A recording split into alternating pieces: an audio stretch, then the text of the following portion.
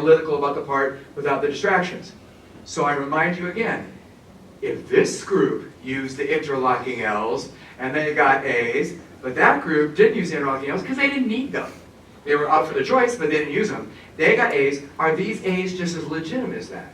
Are they just as accurate for trying to get? Yeah. So it's not doing a step up. It's actually giving the capacity to provide an accurate representation. Here's another example. Think about reading and math class and word problems.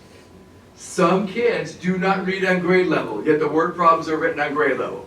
So now, you have to realize in high school, middle school, elementary, word problems on math tests are 80% reading comprehension tests, not tests of math.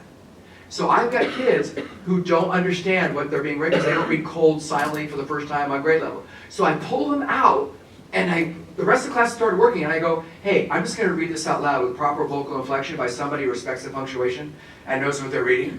There's a much higher level of comprehension when that happens. Seriously, there is. And through theater of the mind, you get more. So I read it out loud and go, okay, got it in your mind's eye what's going on? Okay, that's better. I was a little confused. Great. Now go back to your desk and employ the math in the service of its solution. And now I'm testing math, not math, and reading comprehension. Now, reading on grade level, I will totally pull you to one side and teach you how to read at grade level. Absolutely. But I'm not going to leave that to chance or anything. But I'm not going to let it distort the truth of your math prowess, your math proficiency. That opens things up. Does that seem good? We're going to disaggregate here?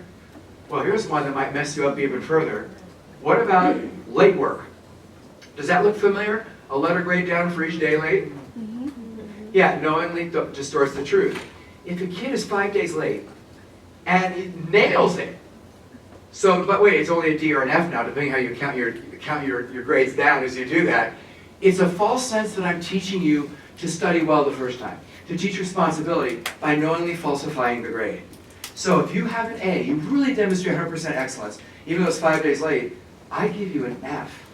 It meets deadlines, or does things in a timely manner. But I give you the A in the math or the science or the history or whatever it was. And then I spend time teaching you how to improve your dedication to a timeline. Get your act together. And a lot of that is from not yet formed executive function skills. So I need to realize that and work with them.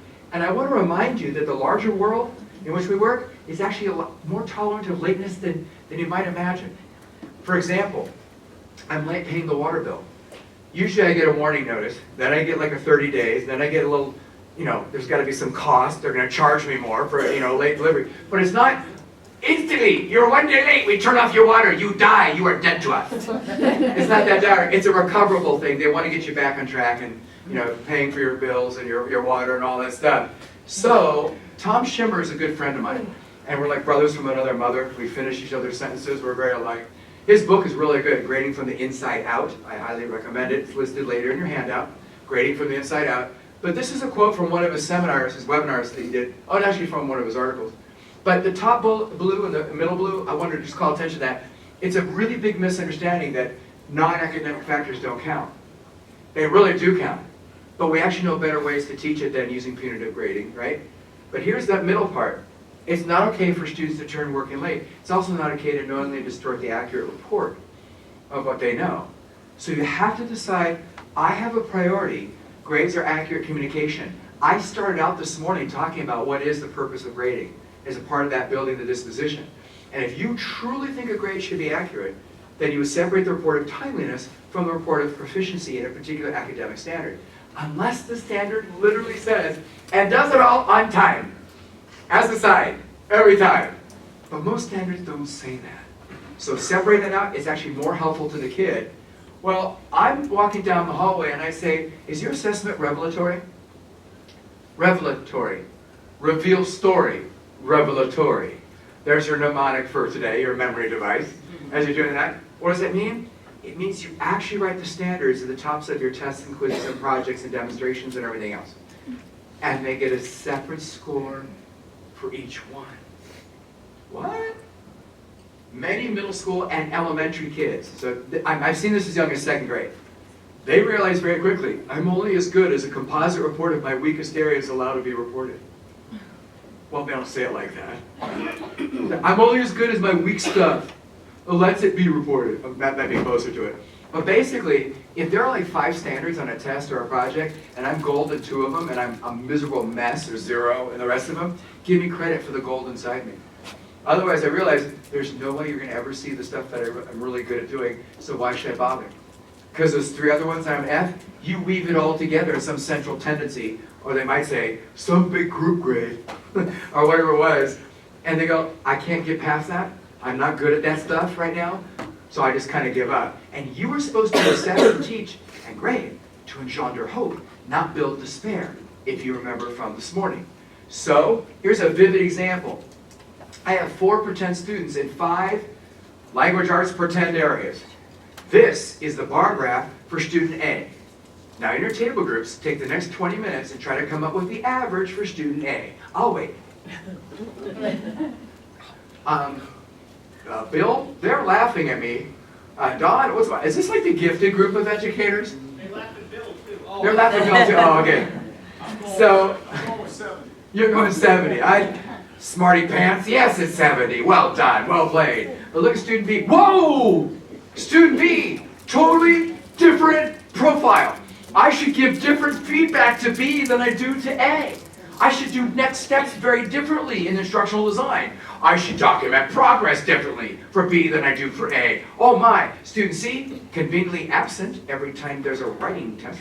Notice there? Mom calls it mental health day. I call it enabling. In a negative way, that is, enabling. Student D loves his science fiction fantasy. He started with Artemis Fowl, Ryan St. Jake's Redwall, the Mossflower series, went to Terry Jordan, Terry Pratchett, George R. Martin, Game of Thrones. Whoa, he likes fantasy. Wait a minute, you know where I'm going with this. What is the average individually for each student? 70. And if I wrote in my grade book 70, 70, 70, 70, but I never disaggregated, I never broke it up, I wouldn't know the student's story. And I would make the wrong response. The disaggregation reveals the story. Now I know where to go with it. So when you average it in an aggregate like that, it's distorting the truth. And you're not as effective in the next steps of design, providing feedback, or documenting progress. That would be a problem. So I am suggesting that in your tests and quizzes, you write the standards at the top, and they actually get a score for each one. So you can design your tests like this. I like my test, I just want to leave them alone.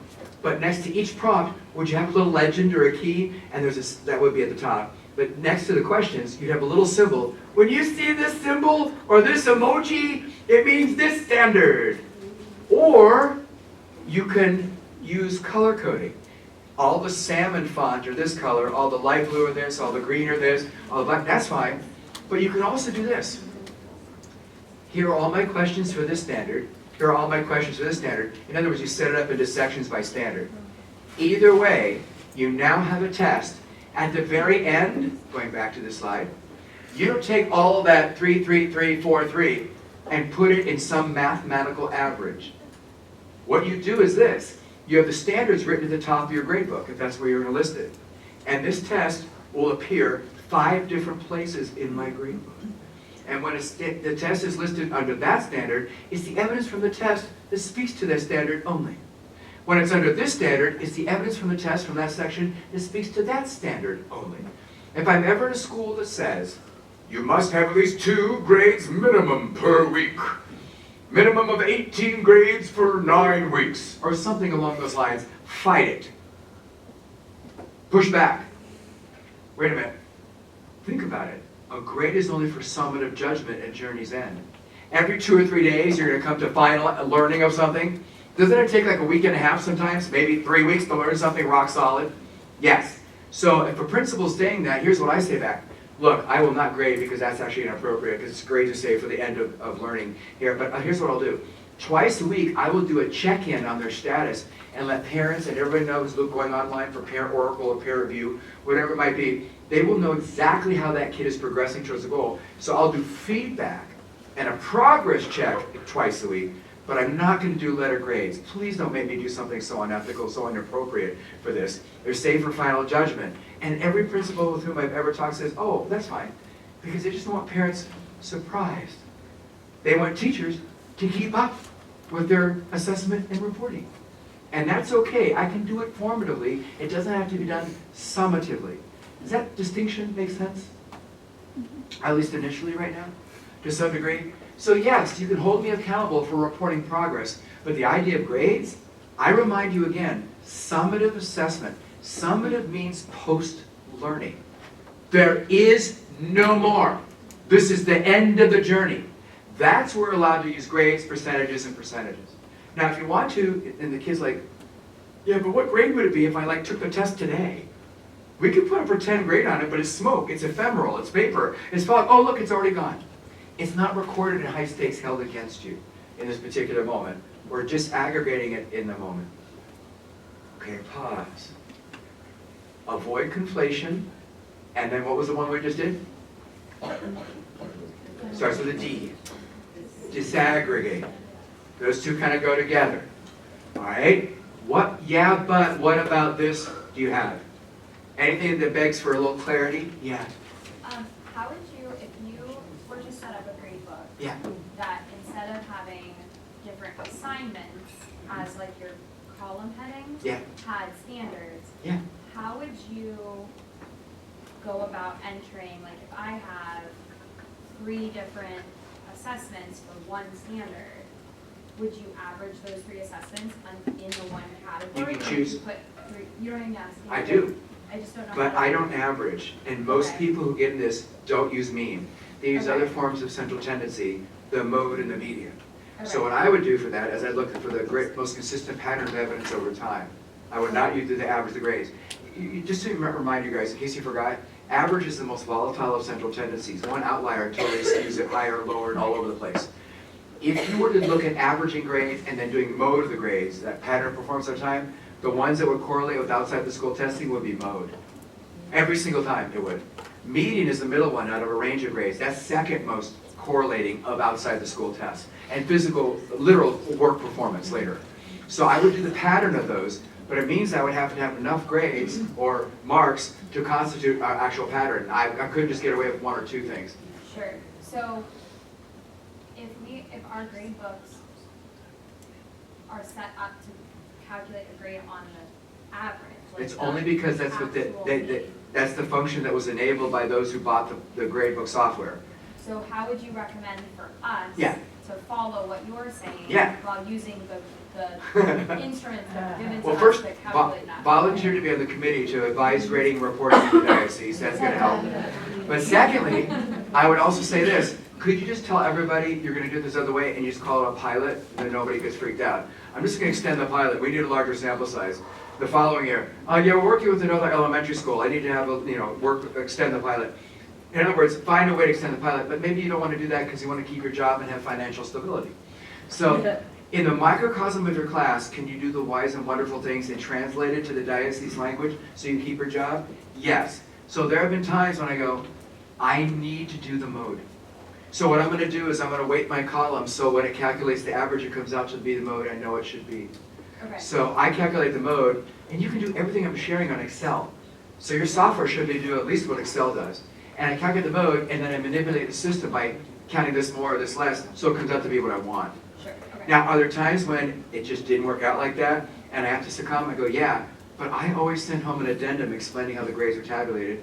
Where does the student need to do more work? Where's the student really just a shining star? What it was. And parents are so grateful.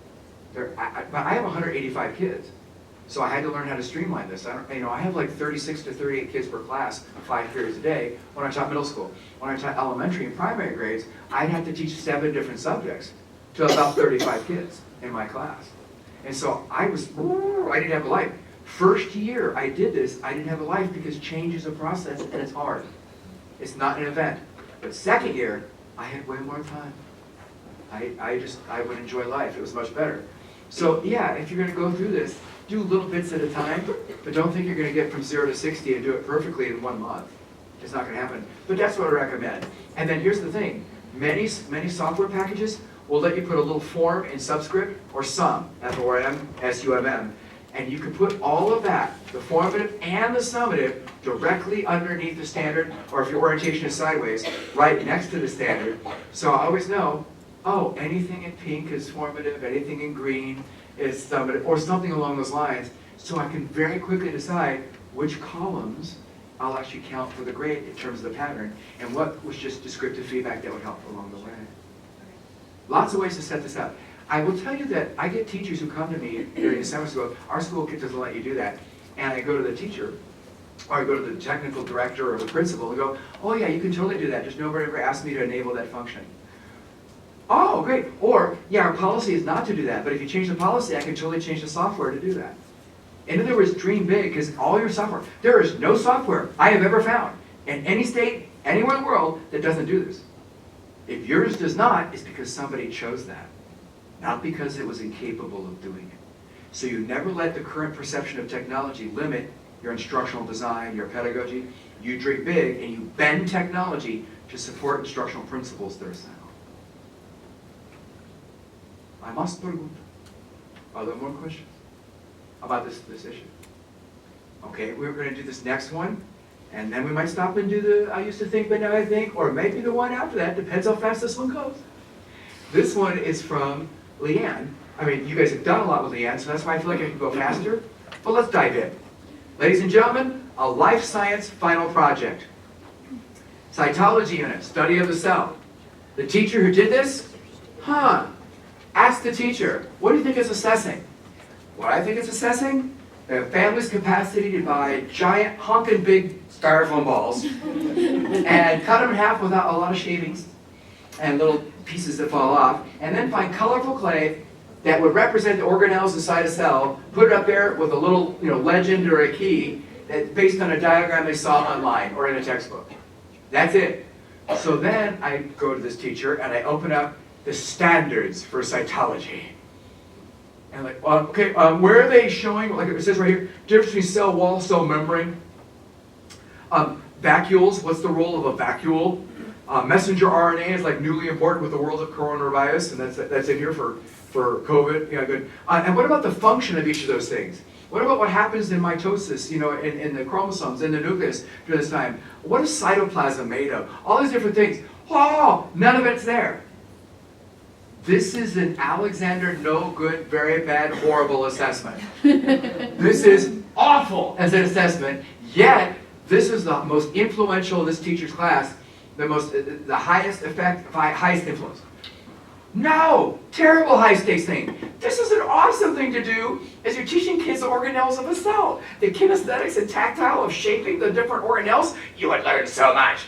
But in my class, I would actually provide the half hemisphere, or the hemisphere styrofoam balls, and the colorful clay. Because I don't want to bias any one family that doesn't have time or money to go to the store and get this stuff, or order it off Amazon or wherever it might be, or go to Michael's or whatever it might be. Oh no, that's exactly right. So is this a good assessment? No, but you don't know that. You have to decide, well, what are you trying to assess? So almost all assessments are good or awful, depending on the degree to which it assesses what you claim it should assess. So this is a dog who's gotten in trouble. He's been playing in the paint. That's fine. But I read every single math standard for every single state, including Pennsylvania.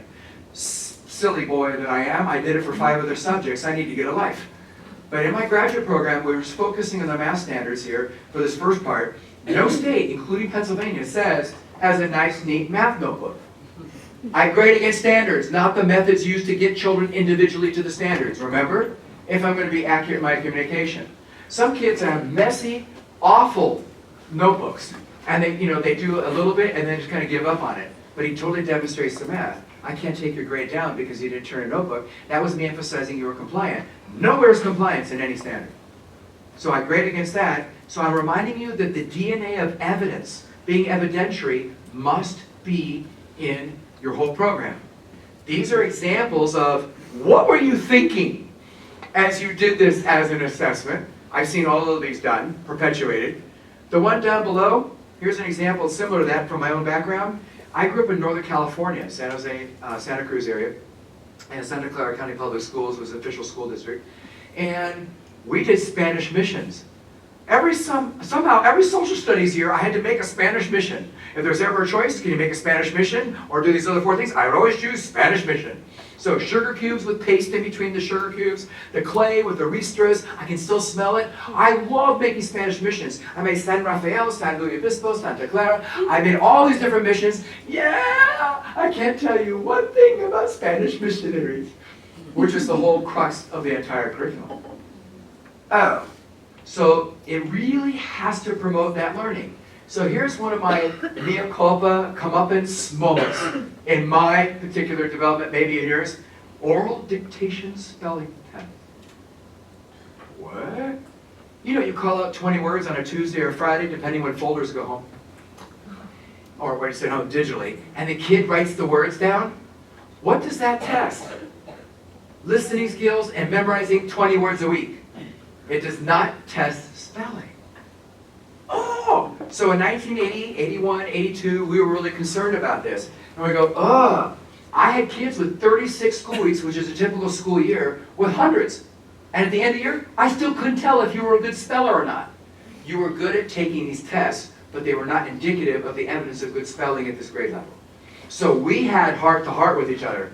We kind of like, in Virginia we call it, we had a come to Jesus meeting. But at any rate, it was basically this. What do good spellers do in this grade level? And we identified, well, they know the spelling rules. They know the exceptions to the spelling rules. They use the rules and the exceptions to figure out how to spell words that they don't initially know how to spell.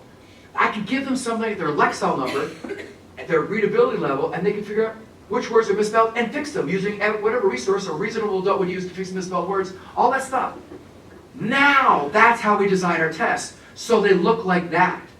And now we felt like we were really, really getting into it. But we had to have that heart-to-heart. When you look at the standard, what does it really mean? Or are we letting an assessment substitute in that really doesn't assess those things?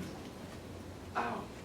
So I'm going to ask you, is the DNA of real evidence that you've already calibrated with your subject-like colleagues, is that really present in your tests, your assessments, quizzes, everything that you're using? And that means that you're not norm-referenced, you're criterion-referenced. Norm reference is how you're doing in relation to classmates. You're above average. You're below average. You're average.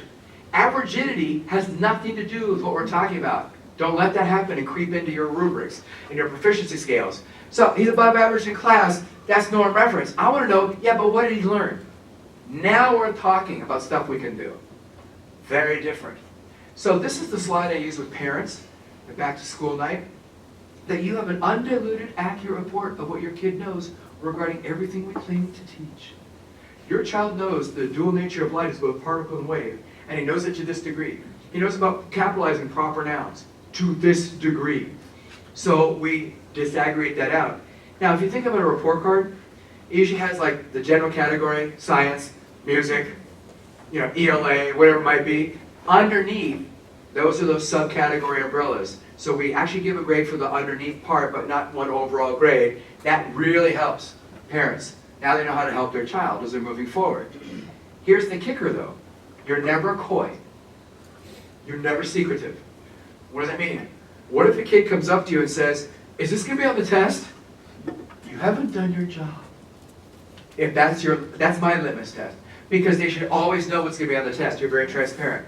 Now, every one of you in this room will be one or the other or a hybrid of both of these. When you design an assessment, it could be forced choice. What's that? Multiple choice, A, B, C, D, matching, true, false, word bank. Choose the words to fill in the blanks. You choose from what I prompt you to choose. Or it could be constructed response. There's no prompting. Solve the math problem. Run the mile. Play the sonata. Play F sharp. Maybe you want to tie your shoe. Come up with programming software, where you do the coding yourself that does this function. There's nothing to invent. Well, one of my questions and one of my tests when I taught middle school was this.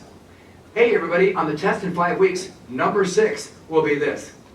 What was the relationship between France and South prior to Lincoln's assassination? How did it change in the Reconstruction era? And number 6, later on, what was the relationship between France and South prior to Lincoln's assassination, and how did it change in the Reconstruction era? I talk about that in the book. And so the kid's like, whoa, that's exactly what you said it would be. Oh, I know. Stephen Covey, begin with the end in mind? Yes. So now, if I gave it a copy of the forced choice test on day 1, You're not giving away the store, but I need to reserve the right to change the format of the test. Because what will middle schoolers, maybe some elementary kids, what will they learn to do before they walk in for the test that day? They'll memorize the answer pattern. So they'll be like, daba daba, C, C, C, daba daba, C, C, C, true, true, false, false, false, true, give me the test before I forget, false, false, true. Oh no, you're laughing, I have to start all over, you're messing up my rhythm. Learning is a little bit fragile. So reserve the right to change that format. But constructed response, I have absolutely no problem asking you the same darn question.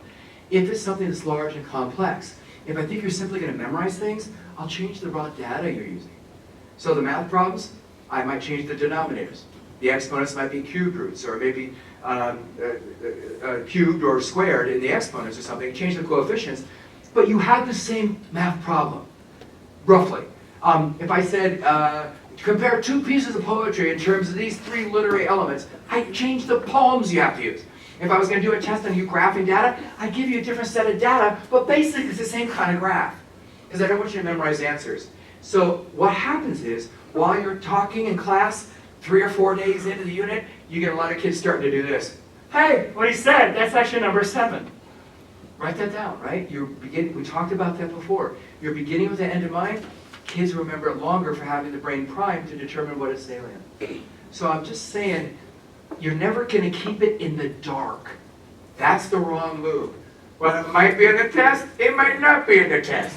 I'll be able to tell whether or not you read the chapter, including the captions under the maps, and the sidebars, social studies, and the modern era. You better read the chapter, I'll be able to tell. Nobody cares if you read the chapter, remember? What we care about is that they learn the stuff. Oh, so this is a Rick Stiggins quote that I mentioned to you already. And then down below, there is that litmus test. You're very overt. And that means that on 4, 3, 2, 1, 0, or 5, 4, 3, 2, 1, every kid knows how to go from a 1 to 2 and a 2 to 3. They're not guessing what's on the teacher's mind. You've given them lots of examples, but you're unusually good at making the implicit explicit, the invisible visible. So I'm going to suggest 3 things you do to pull that off. 1, please stop talking about percentages, rubric numbers, letter grades, because kids will chase that. Your lexicon is incredibly powerful. Have them chase learning. In order to go from emergent or basic to developing, you'll be looking at doing the following things and learning these things. Oh, that's so cool. So number 1 is stop referring to the high judgment points and symbols and actually refer to the learning. I want kids to do this. I don't understand how African caravans spread civilization to the African continent, but I totally understand the silk trade route with China. What? That's like so cool. You're talking about learning. Yeah, I totally get perimeter, but I don't understand area, especially a 3-dimensional solid. Okay then, we can work on that. Second thing I'm suggesting is that you give them lots of examples from different levels, like 2 or 3 each. That's not lots. But 2 or 3 of a 4, 2 or 3 of a 3, 2 or 3 of a 2, and so on. But you don't tell them what the score is. They actually have to figure it out with a partner. If they were the teacher, what score it would be. And when you are analyzing somebody else's performance, you are totally thinking about yourself. I do this with teachers all the time when we're talking about instructional design and classroom management. I show video clips from the teaching channel, the YouTube, SchoolTube, the teacher channel on YouTube, all these different ones, right up there. And I go, well, is that successful, is it not? And we talk together, but people secretly in their groups are going, oh, that group said that was wonderful. I don't do that at all. I'm going to start doing that. I'm just going to say, I concur. And it sounds like I do it. Or they said it was terrible, and I do that a lot. I'm going to stop doing it. It's a very safe place to analyze others, but you actually have that stuff creep in and internalize inside you. Then the last one is this. My kids have to prove their evidence. So if you do something that's alternative or different, or even something on a more traditional test, I might ask the question, what proof do you have that you're demonstrating that standard? And then, whoa, that's weird. Here's one of my favorite questions. Very complex answer, the question above. Next question. What if I changed this one thing above? Would you have changed your answer? Why or why not? I love that one. Here's another one. One of the questions on this test is totally impossible. I can tell what you know when you respond to impossible things just as much as you respond to possible things. So figure out which one is impossible and write your rationale why it's impossible, but be careful. If you choose the wrong one to say is impossible, you'll actually get 2 wrong. You answered one you shouldn't have answered, you didn't answer one you should have answered. Won't look good. And they go, whoa, that's weird. I would not save that for the final test unless they had to deal with surprises and novel, whacked out ideas in their practice. Because it must be a valid, authentic experience to what they experienced during their learning. So to do this, as I mentioned before, the smaller the scale, the higher the integrated reliability. But I think these frogs say it best. First one is, less is more, people.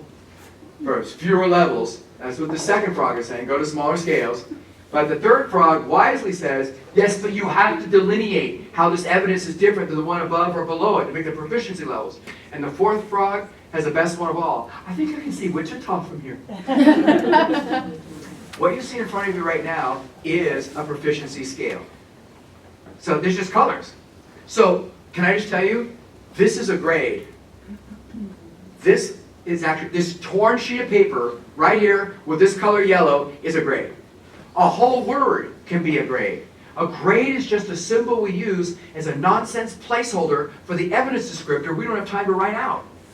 You know what would be really cool is if I taught 5 or 6 kids a year, I just write a letter to them. But we do a grade to save us time.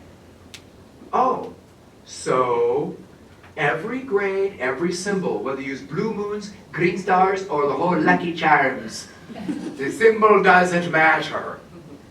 Whatever the symbol is, I must define it, and it must be discernibly different from the level above versus the level below. That's how you change your proficiency score, your report, on the report card. So let me just remind you of something. You might need to create an arbitrary equivalencies chart for about 3 to 5 years as a bridge. That's what this is. What do I mean? During the course of the year, do you ever have projects and assignments that really are just a check, check, minus, and zero?